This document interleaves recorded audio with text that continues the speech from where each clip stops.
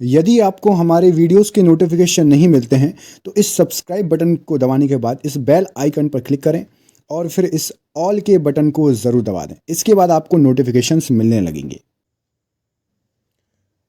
नमस्कार दोस्तों, all exam guide गुरु के यूट्यूब चैनल पर मैं सुजीत पांडे आप सभी का बहुत बहुत स्वागत करता हूं।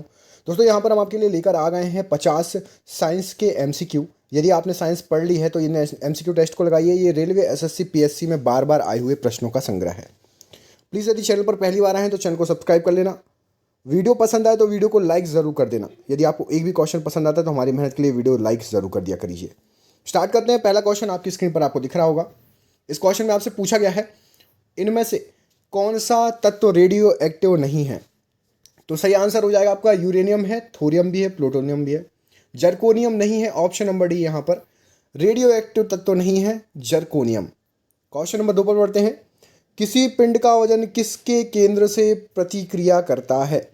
तो किसी पिंड का वजन आपका किसके केंद्र से प्रतिक्रिया करेगा? एक तो गुरुत्वाकर्षण से, दूसरा द्रव्यमान से। यहाँ पर ऑप्शन नंबर सी सही आंसर हो जाएगा, उपर्युक्त दोनों। क्वेश्चन नंबर 3 देखिए, न्यूटन का पहला गति का नियम संकल्पना देता है किसकी? तो न्यूटन का पहला गति का नियम देता है संकल्पना जड़त्व की। ऑप्शन नंबर डी जड़त्व यहाँ पर इस क्वेश्चन के लिए सही आंसर हो जाएगा, संकल्पना के लिए। पृष्ठ तनाव किसके कारण पैदा होता है? तो पृष्ठ तनाव यहाँ पर सही आंसर हो जाएगा, सरफेस टेंशन की बात हो रही है। अणुओं के बीच जो संसंजक बल होता है उसके कारण पृष्ठ तनाव पैदा होता है। अगला क्वेश्चन, फाउंटेन पेन किस सिद्धांत पर कार्य करता है? तो फाउंटेन पेन यहाँ पर आपका सही आंसर हो जाएगा, केशिका क्रिया, ऑप्शन नंबर बी के द्वारा कार्य करता है। क्वेश्चन नंबर अगला देखिए, एक परमाणु के अंदर एक इलेक्ट्रॉन की संपूर्ण ऊर्जा क्या होती है? तो एक परमाणु के अंदर एक इलेक्ट्रॉन की संपूर्ण ऊर्जा शून्य से कम होगी। ऑप्शन नंबर डी शून्य से कम यहाँ पर इस क्वेश्चन के लिए सही आंसर हो जाएगा। हाइड्रोलिक प्रेस में किसका उपयोग होता है? तो आपका जो हाइड्रोलिक प्रेस होता है यहाँ पर सही आंसर हो जाएगा, उसमें पास्कल के नियम का उपयोग होता है। ऑप्शन नंबर ए पास्कल का नियम हाइड्रोलिक प्रेस के लिए राइट आंसर हो जाएगा। रोम में स्टोर किए गए प्रोग्राम को क्या कहा जाता है? तो रोम में स्टोर किए गए प्रोग्राम को सॉफ्टवेयर नहीं, फ्रीवेयर नहीं, फर्मवेयर कहा जाता है। ऑप्शन नंबर सी यहाँ पर इस क्वेश्चन के लिए सही आंसर हो जाएगा। समुद्र में डूबी हुई वस्तु का पता लगाने के लिए किस यंत्र का प्रयोग किया जाता है? तो समुद्र में डूबी हुई वस्तु का पता लगाने के लिए रडार नहीं, लेजर भी नहीं, मेजर भी नहीं, सोनार। ऑप्शन नंबर ए यहाँ पर इस क्वेश्चन के लिए सही आंसर हो जाएगा। पदार्थ की तरंगें किस प्रकार की होती हैं? तो पदार्थ की तरंगें यहाँ पर सही आंसर क्या हो जाएगा आपका, डी ब्रॉगली तरंगें कहते हैं उनको। Option number A de Broglie तरंगें पदार्थ की तरंगें। उत्तरी ध्रुव की खोज किसने की थी? तो उत्तरी ध्रुव की खोज यहाँ पर रॉबर्ट पियरी सही आंसर हो जाएगा। Option number A Robert Peary ने उत्तरी ध्रुव की खोज की थी। कमेंट करके बताइए दक्षिणी ध्रुव की खोज करने वाला व्यक्ति कौन था? दक्षिणी ध्रुव की खोज किसने की थी? कमेंट करके जरूर बताइएगा। विज्ञापन साइन बोर्ड और सजावटी बत्तियों में आमतौर पर प्रयुक्त की जाने वाली गैस कौन सी होती है? तो विज्ञापन के जो साइन बोर्ड होते हैं, सजावटी बत्तियां होती हैं, और इनमें आमतौर पर जो होता है आपका नियोन का यूज़ करते हैं। ऑप्शन नंबर यहाँ पर सी बिल्कुल सही आंसर हो जाएगा, नियोन। अगला क्वेश्चन देखिए, इसमें पूछा गया है, पुरानी किताबों का कागज भूरा किस कारण से हो जाता है? रखे रखे कागज भूरे हो जाते हैं, आपने देखा होगा। तो यहाँ पर सही आंसर हो जाएगा, सेलुलोज के ऑक्सीकरण के कारण पुरानी किताबों के कागज भूरे हो जाते हैं। ऑप्शन नंबर डी यहाँ पर बिल्कुल सही आंसर हो जाएगा। निम्न में से किन कणों में कणीय तरंग की द्विप्रकृति पाई जाती है? तो ऑप्शंस के अनुसार द्विप्रकृति इनमें से इलेक्ट्रॉन में पाई जाती है कणीय त्वरण की द्विप्रकृति। ऑप्शन नंबर सी यहाँ पर इस क्वेश्चन के लिए सही आंसर हो जाएगा। अमलगम मिश्र धातु है जिसमें आधार धातु कौन सी होती है? तो अमलगम मिश्र धातु जिसमें आधार धातु आपकी होगी पारा। ऑप्शन नंबर बी अमलगम के लिए पारा याद रखना, मोस्ट इंपॉर्टेंट क्वेश्चन है, कई बार एग्जाम में ये क्वेश्चन आपसे पूछा भी जा चुका है।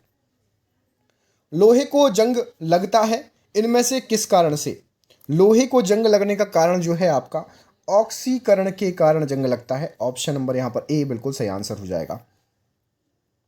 कमेंट करके बताइए, लोहे को यदि समुद्र के पानी में रखा जाए तो जंग जल्दी पकड़ेगी या देरी से पकड़ेगी? कमेंट करके बताना। एक लोहा नॉर्मल पानी में डाल दीजिए, एक लोहा समुद्री जल में डाल दीजिए, किस में जंग जल्दी लगेगी?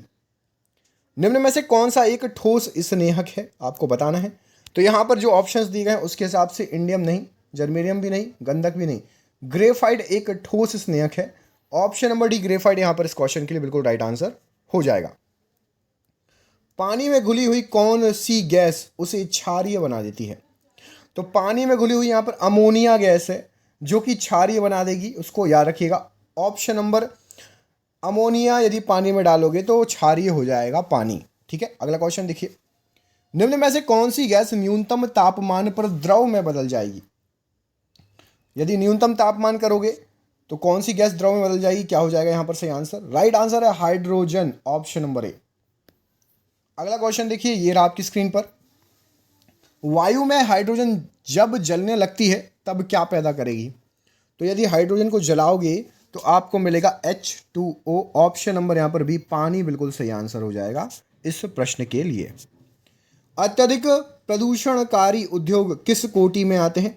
तो अत्यधिक प्रदूषणकारी उद्योग जो रहते हैं वो लाल श्रेणी में आते हैं, रेड जोन में आते हैं। Option number B red zone बिल्कुल सही आंसर हो जाएगा। निम्नलिखित में से वह धातु कौन सी है जो पानी को अत्यधिक प्रदूषित करती है? सबसे ज्यादा कौन सी करेगी? सीसा नहीं, ये वायु करती है। पोटेशियम भी नहीं, मैग्नीशियम भी नहीं, आर्सेनिक ये सबसे ज्यादा प्रदूषित करेगी, अत्यधिक प्रदूषित करेगी पानी को। सुक्रोज के जल अपघटन से बनता है क्या? तो सुक्रोज के यदि आप जल अपघटन कराओगे उसका केमिकली तो यहां पर बनेगा आपका ग्लूकोज और fructose. Option number C glucose और फ्रक्टोज बिल्कुल सही आंसर हो जाएगा इस क्वेश्चन के लिए। किसकी उपस्थिति के कारण चूने का पानी वायु में रखने पर दूधिया हो जाता है? तो यदि आप चूने के पानी को वायु में रखोगे तो वो कार्बन डाइऑक्साइड CO2 की उपस्थिति में क्या हो जाएगा? दूधिया कलर का, सफेद कलर का हो जाएगा। ऑप्शन नंबर ए यहां पर बिल्कुल सही आंसर हो जाएगा इस प्रश्न के लिए। यह प्रश्न कई बार एग्जाम में आया था, मोस्ट इंपॉर्टेंट क्वेश्चन है। रेयॉन बनाया जाता है किससे? ऑप्शंस के अनुसार प्लास्टिक से बिल्कुल नहीं, पेट्रोलियम से भी नहीं, गैसोलीन से भी नहीं। ऑप्शन नंबर सी सेल्यूलोज से रेयॉन बनाया जाता है। यह क्वेश्चन बहुत बार पूछा गया है, मोस्ट इंपॉर्टेंट क्वेश्चन है, याद रखिएगा। कोयले की खान में प्रायः विस्फोट करने वाली गैस इनमें से कौन सी है? किस गैस से विस्फोट होता है जो कोयले की खान होती है? आपने सुना होगा कई बार। हाइड्रोजन गैस बिल्कुल नहीं, कार्बन मोनोऑक्साइड से भी नहीं होता है, वायु से भी नहीं होता, मीथेन गैस होती है। कोयले की खान में विस्फोट करने का कारण है methane gas. Option number D यहाँ पर सही आंसर हो जाएगा। ये क्वेश्चन आपको 100% रेलवे के किसी न किसी एग्जाम में मिलेगा, रेलवे ने बहुत बार रिपीट किया है। निम्न में से कौन सा क्रिस्टलीय ठोस नहीं है?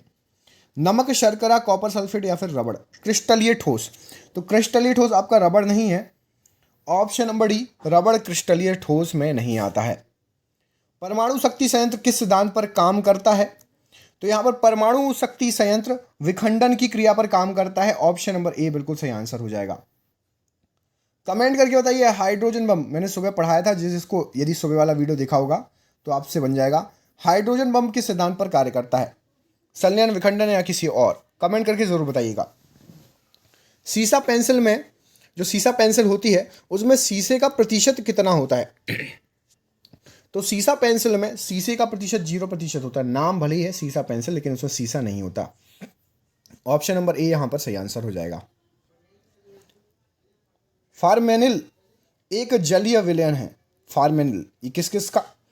तो ये है मैथिनॉल का जलीय विलयन। ऑप्शन नंबर ए मैथिनॉल का जलीय विलयन है फार्मेनिल। निम्न में से कौन सा पादप उत्पाद नहीं होता है? बताइए कौन सा एक पादप उत्पाद नहीं है? कैफीन, पिपेरिन, निकोटीन या फिर सैकरीन? तो कैफीन भी है पादप, पिपेरिन भी है, निकोटीन भी है, सैकरीन नहीं है। यहां पर ऑप्शन नंबर डी यहां पर सही आंसर हो जाएगा। सैकरीन पादप उत्पाद नहीं है। बाकी 3 पूछे जा सकते हैं कि कैफीन पादप उत्पाद है या नहीं, तो कैफीन है, पेपरिन भी है, निकोटीन भी है। गूदेदार थैलेमस किस में खाने योग्य होता है? तो गूदेदार थैलेमस यहां पर सही आंसर हो जाएगा। टमाटर नहीं, संतरा नहीं, आम नहीं। ऑप्शन नंबर ए सेव में होता है गूदेदार थैलेमस खाने योग्य, याद रखिएगा। सामान्यतः प्रयोग किए जाने वाला मसाला लौंग प्राप्त होता है किससे? तो लौंग जो आपका प्राप्त होता है वो होता है आपका यहां पर पुष्पकली से, ऑप्शन नंबर डी, पुष्पकली से लौंग प्राप्त होता है। एक काम करिए, जड़ कमेंट करके बताना है आपको। आलू, आलू क्या है, जड़ है या तना? आलू और अदरक का बताइए क्या क्या है। आलू क्या है, अदरक क्या है, कमेंट करके ज़रूर बताइएगा। लाइकेन की बात कर लेते हैं, तो जो लाइकेन है वह क्या है? तो लाइकेन इनमें से परजीवी बिल्कुल नहीं है, अपघटक भी नहीं है, रसायन स्वपोषी भी नहीं है, सहजीवी है लाइकेन, ऑप्शन नंबर डी, सहजीवी यहां पर इस क्वेश्चन के लिए सही आंसर हो जाएगा।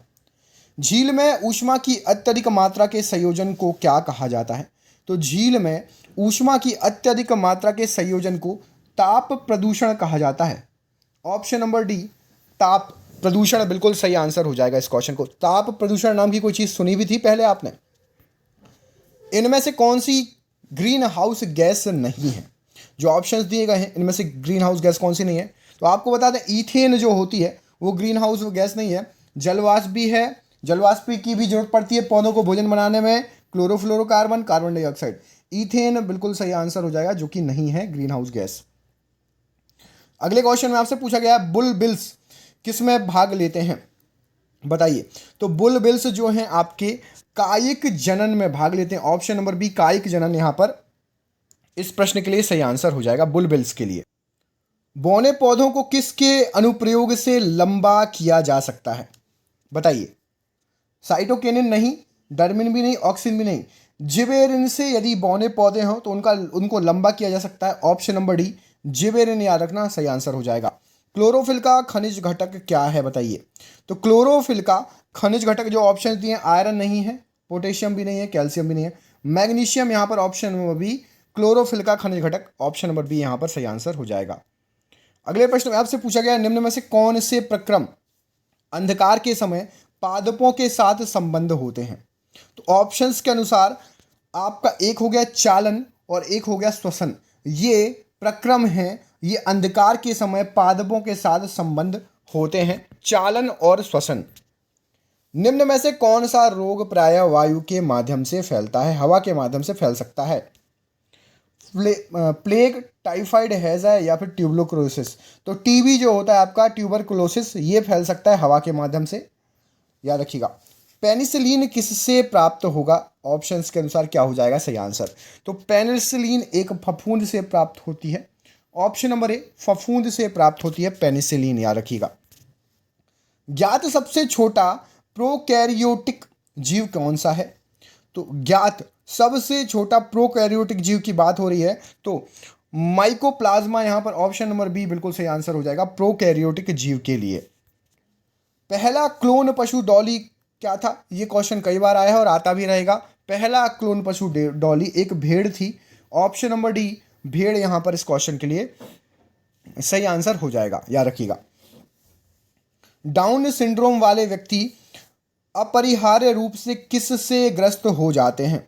तो यदि डाउन सिंड्रोम रहेगा तो एक रोग होता है जिसका नाम है अल्जाइमर रोग, उससे ग्रसित हो जाएगा व्यक्ति।